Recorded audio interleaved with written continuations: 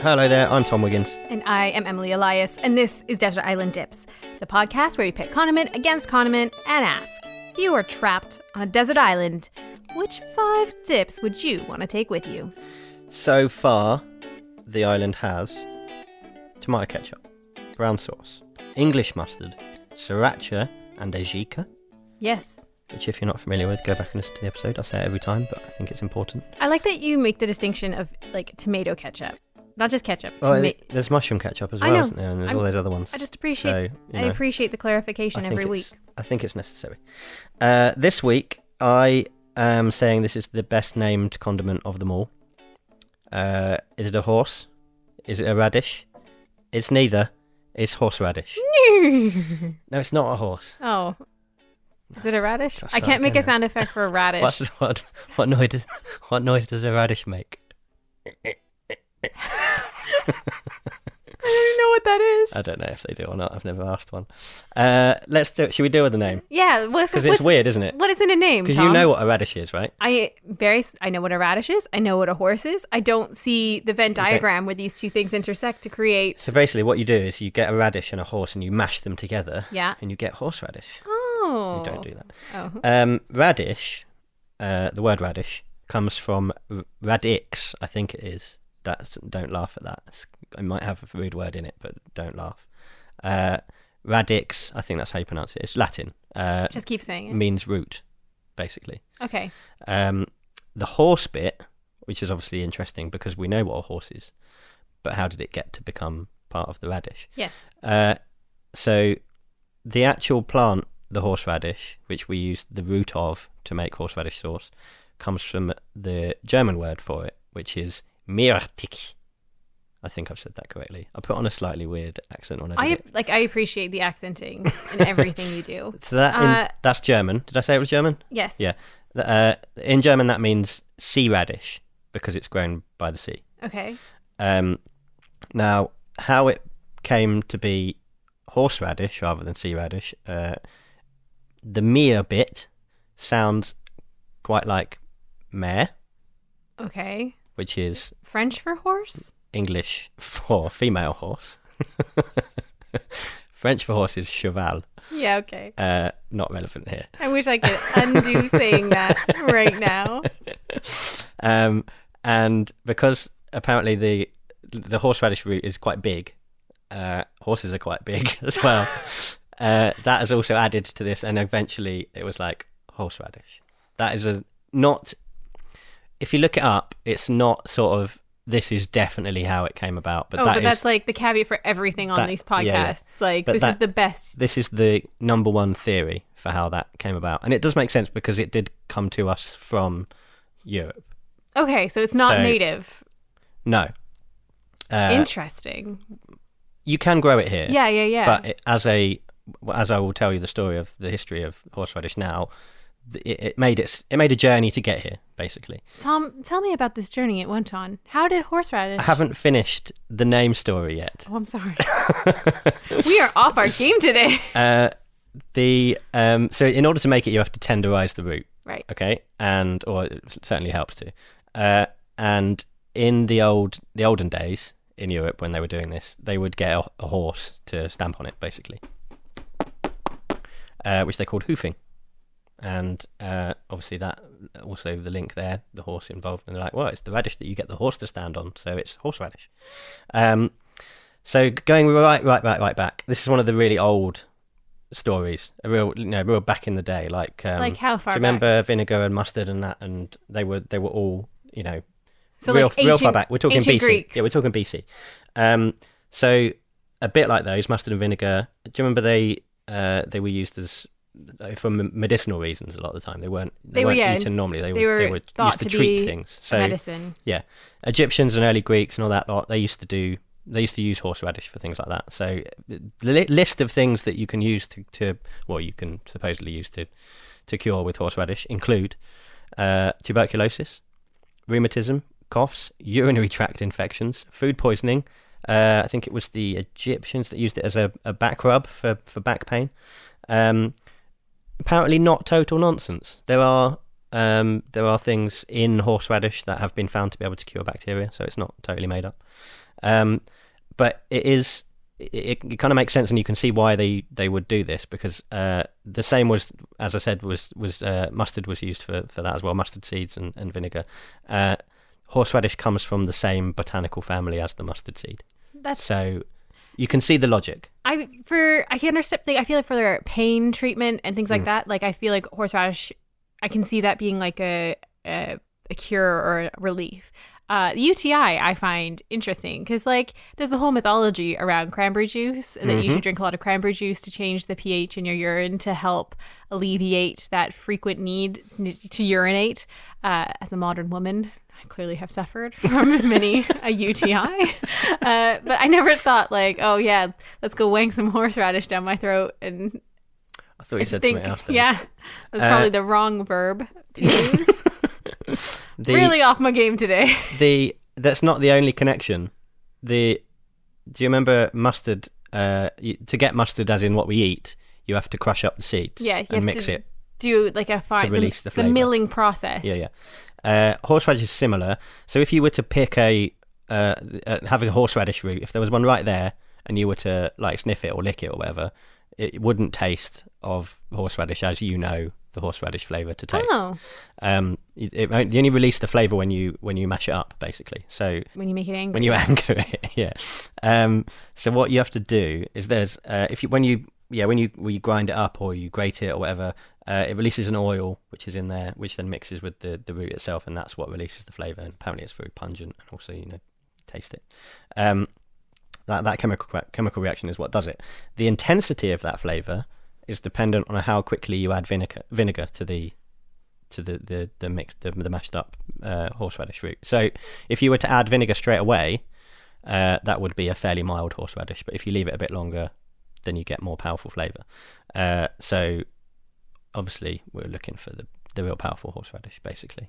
So leafy vinegar. It's a very simple. It seems like it's a very simple thing. There's like 3 ingredients in it, and I can't remember what the last one is, but it's vinegar, probably salt, the actual horseradish, and something else. So it's been used for culinary purposes for almost as long, at least since the 8th century BC. It's one of the 5 bitter herbs that are used in the Jewish Passover festival, which I believe stems from the Jewish Exodus when they, spread out across the world. So the Passover festival is when, back in the day, Moses went to the Pharaoh and was like, hey, let my people go. And the Pharaoh was like, no, I'm not going to do that. And so they sent plagues. And eventually the final one was the angel of death, where you had to paint ram's blood over the door frame. Jewish houses did that, and the eldest son stayed alive. Meanwhile, all of the eldest Egyptian sons all died. And then Pharaoh was like, all right, peace out, guys. Get out of here. And then Moses did like the dramatic parting of the Red Sea. And then they wandered around the desert for an obscenely long period of time. I wasn't going to get into the whole story, but where does horseradish fit into this? I don't know. It's part of the... one of the 5 herbs. Yeah. Yeah, from the Passover feast. There we go. At the Seder. Is it a Seder? I don't know. Oh. It didn't seem relevant, the whole of that, so I didn't bother including it. Fine. What is relevant is that during the Middle Ages, Jewish resettlement across Europe, the Jews move into Europe, and horseradish consumption is sort of, in Europe, starts there and then moves up to Scandinavia and then into Great Britain as well. So that's how we get it. Apparently it sort of took off in this country with out in more rural areas with labourers. People who were travelling would stop off somewhere to stay for the night, and they would get given a cordial made with horseradish to sort of pep them up, which I kind of wish still existed now. I don't think it does. I'm sure you could make one. I might try to. I don't think the recipe would be that complex. It's probably horseradish mash and water. Maybe put it in a soda stream so it's fizzy. Yeah, and maybe a bit of sugar just to offset. Yeah. Maybe that's my business. Maybe that's what I do next. So about the 1600s, it becomes a popular thing to eat in the UK. In the UK, in this country, or not if you're not here. Then that's when it finds its perfect partner, which is Mustard? no.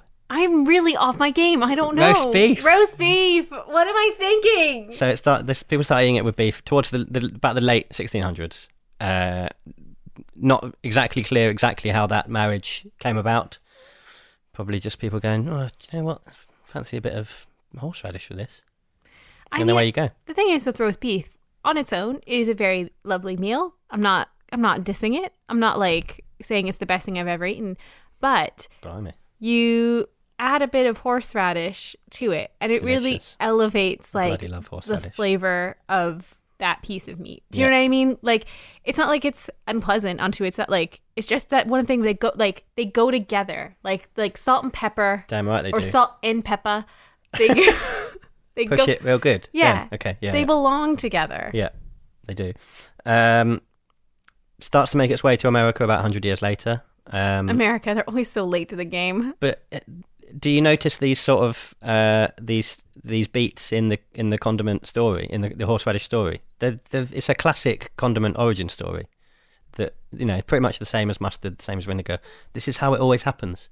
They start in those, you know, ancient Egypt and with the Greeks. They start somewhere. They move into Europe. They move. They come to us here, and then we send them over to America, and it spreads from there. It's just a classic condiment journey. It's like Liam Pairings where they put it on the cruise ships. You know, like it's like it's that way of what are you going to do to spread the condiment, and who's going to take it on, who's going to champion it as they go across. Yeah. And speaking of that, I don't think there's really a sort of there's no Heinz of horseradish. There's no dominant brand. No. That sort of owns the horseradish story, which you get with a lot of the others. Which I think possibly because it's a really, really simple thing to make. There's hardly anything in it. So if there's no scope for, or certainly very limited scope for coming up with special recipes and secret ingredients and stuff like that, it's probably very difficult to kind of, you know, own something in the way that French's does with American mustard, or HP does with brown sauce, or Branston does with pickle, although they invented that. But it's like if you tamper with the integrity of the horseradish too much, like, and you know, if you were like Heinz or something and you were trying to create like a different horseradish product, it's like, well, then you got to keep it simple anymore. Yeah, you got to keep it simple. Like you can't mess around with it too much. Yeah. Like and that is the simplicity of it. Is why it's so great. Is one of the key factors as to why it is so great. And I think that's why nobody has ever really sort of become the brand dominant player in the horseradish scene. See, because like for me, when I think of like eating horseradish, like I don't know if this is like, maybe this is just me and totally correct me. It feels kind of regional in the sense of like wherever you happen to be, it's kind of like they will have like a regional brand or like packaging of horseradish. That it's like it's nondescript, so it's almost just like the flavor, and it's not about the brand. Yeah, I don't know. I don't know about actual specific regional favourites or anything like that. But yeah, it doesn't have I don't think there's one that everyone goes, oh, you must have this one. You know? You must have Coleman's mustard. Yeah. No, it's not the same. Or same thing. Yeah. As we talked about on the wasabi episode, the flavours of the two are very, very similar. So much so that wasabi is often just horseradish dyed green. Yeah.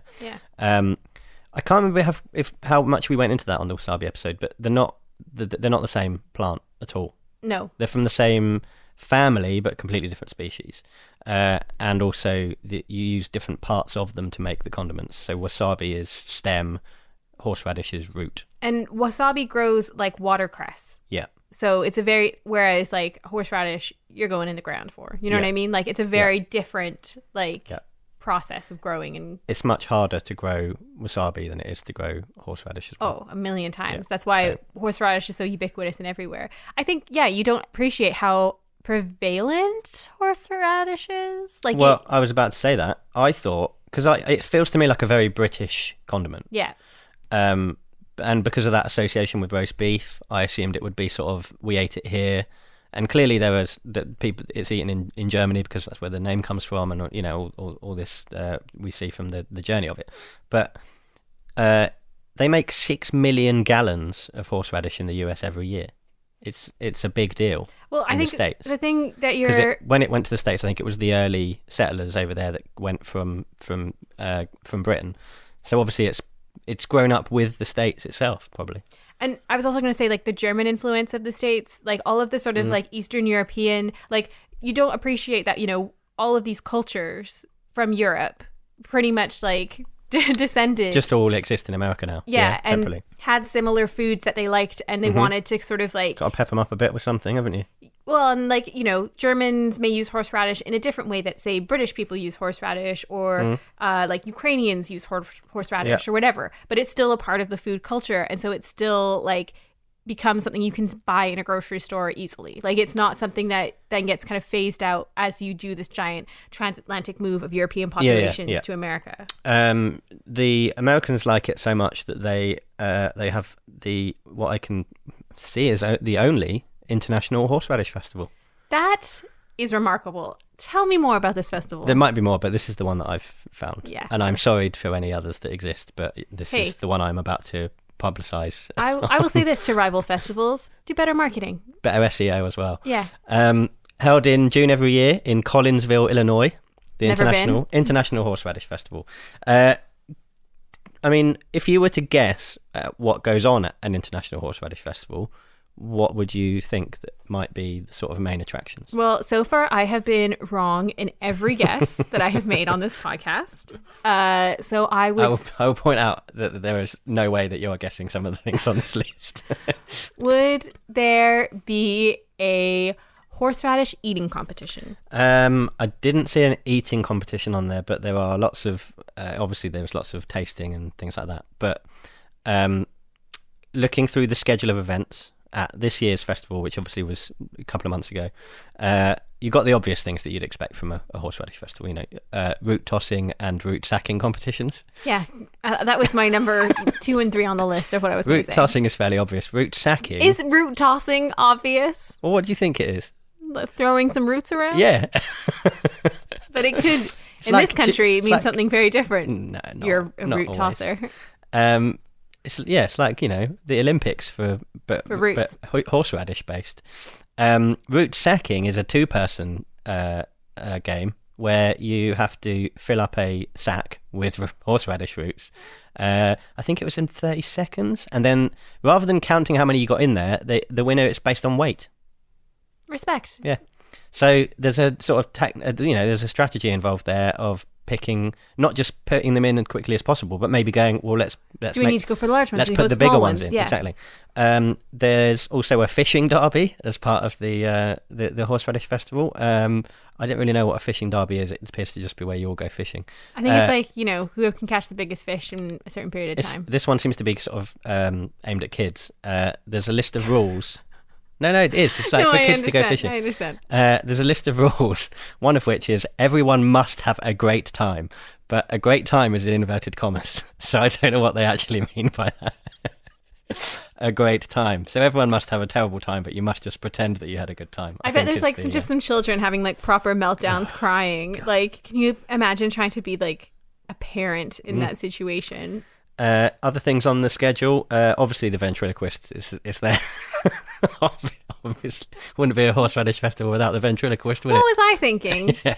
And then obviously the Elvis impersonator, he's on as well. I mean, do the ventriloquist and the Elvis impersonator work together? Because I feel like a tandem act should be. There was one where there were 2 people. I can't remember if it was the ventriloquist and the Elvis impersonator or someone else. But yeah, there's a lot. I mean, this is just highlights. I'm not picking out everything. It's a 2-day festival and there's stuff on every half an hour pretty much. So, you know, there's a lot going on, including the obvious, again, jiu-jitsu and karate demonstrations. Of course. The highlight, it would appear, certainly for me, even is this like the headlining event? I've not been, but the headline event, it would appear for the yearly Horseradish Festival, of course, not just the festival, actually, probably in the whole horseradish calendar, the Little Miss Horseradish pageant. Little Miss Horseradish, which one will she be? Me!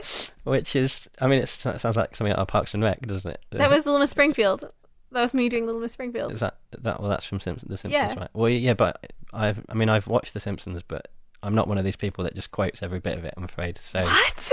It's over my head. I know you Simpsons people are like sort of Rain Man when it comes to Simpsons references.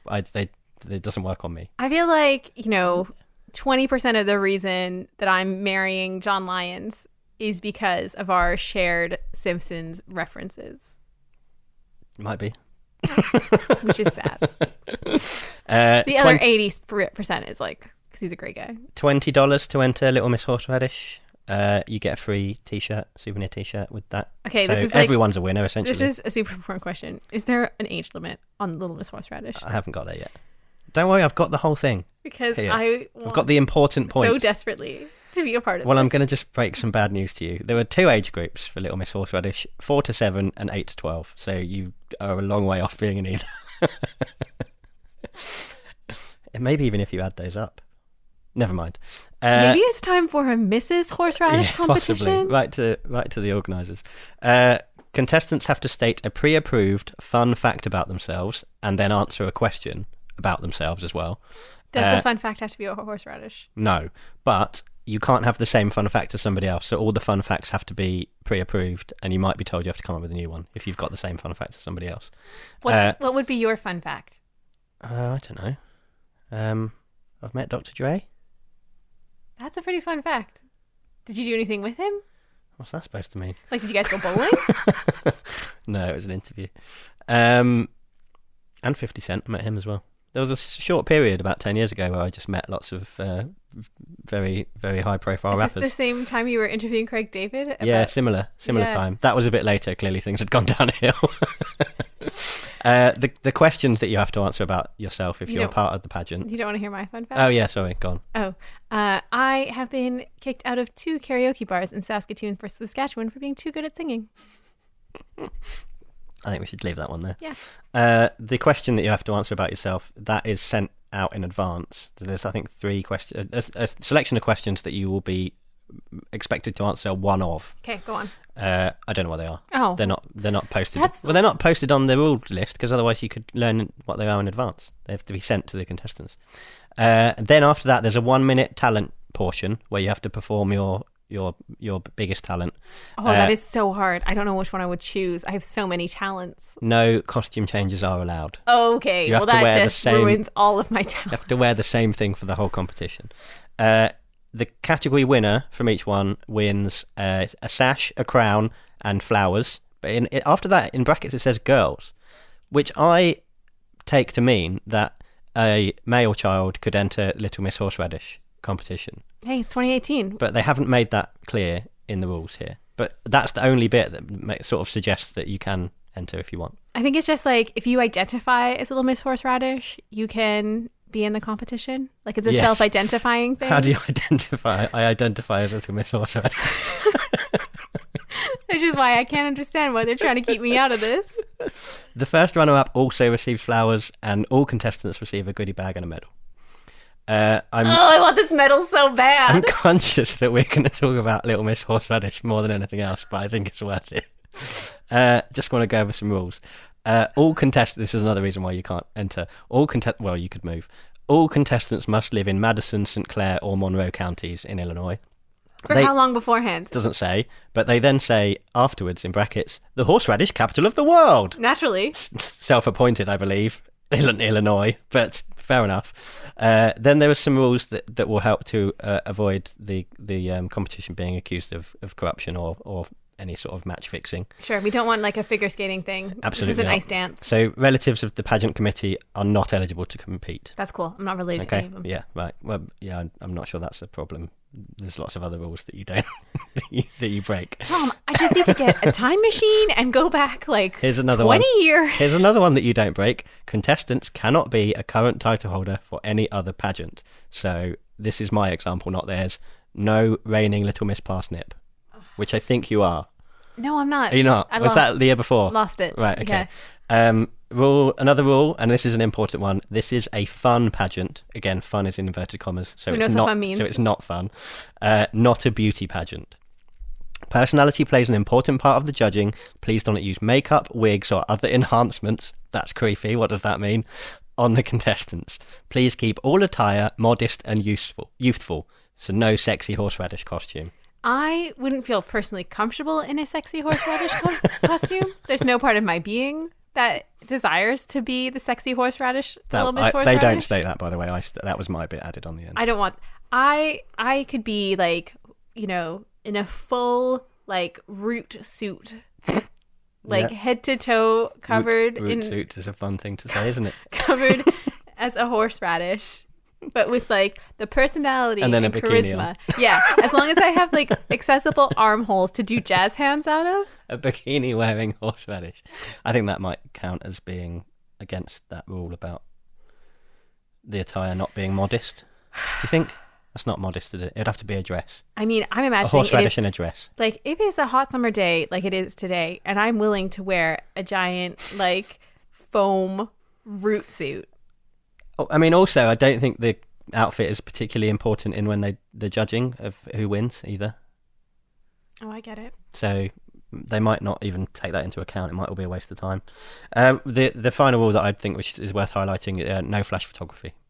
I think that's important for everybody. Yeah, okay. We're, as a podcast on a whole, we are against flash photography. Yeah, taking an important stand.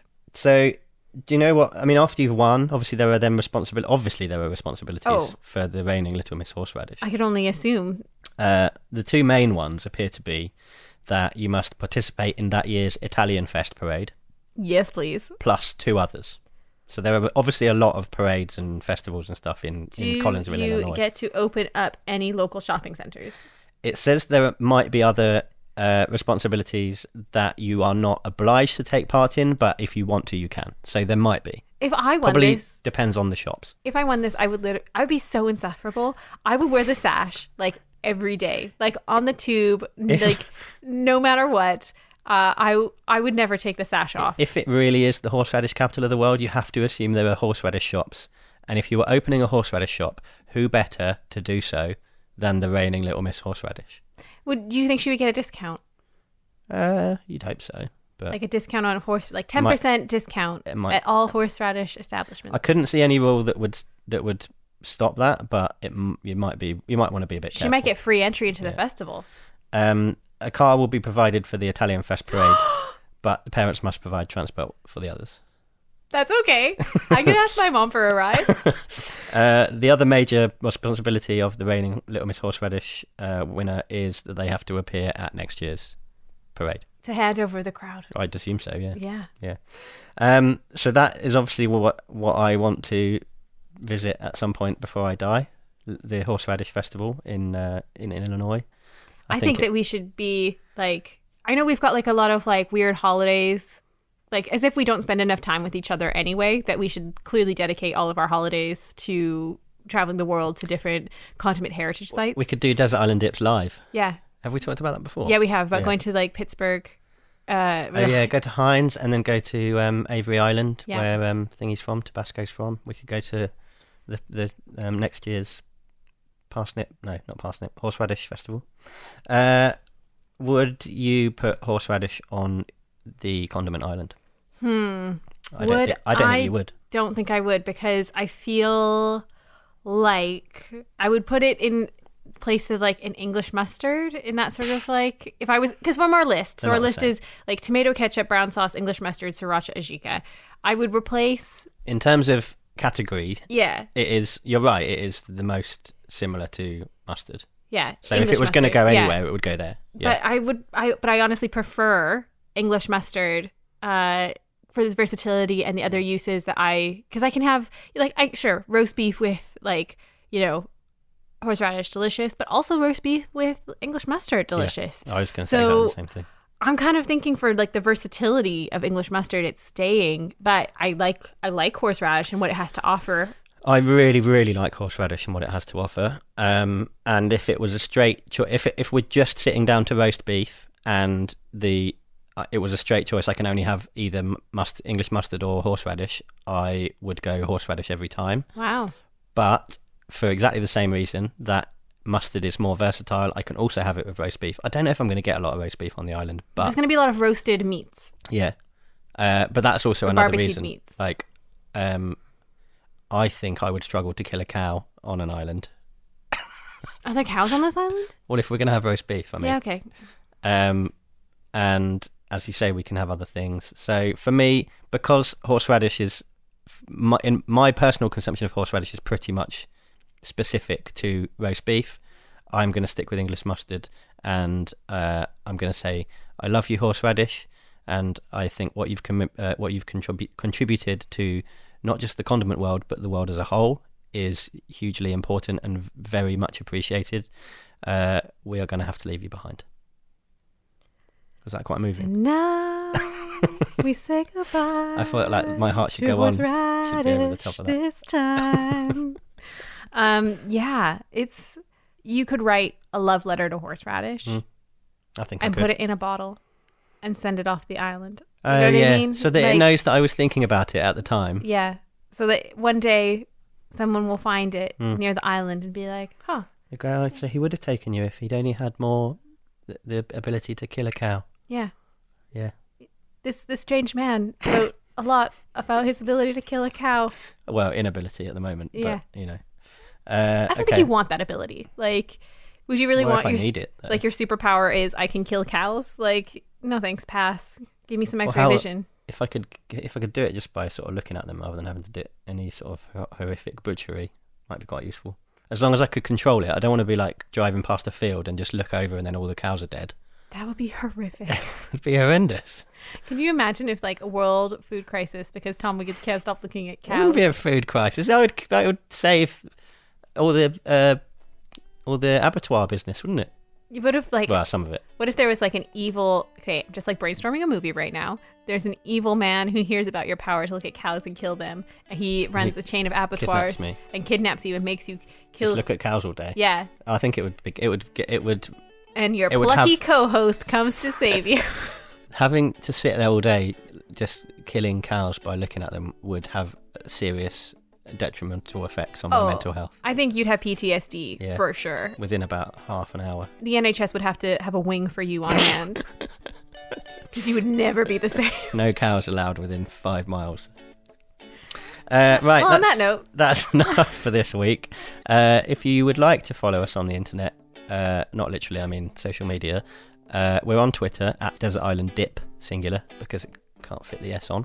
We're on Facebook at Desert Island Dips, the full name. We have an email address if you'd like to get in contact, desertislanddips@gmail.com, and we will be back in a couple of weeks with another fine episode of Condiment Fun. bye. Bye bye bye bye.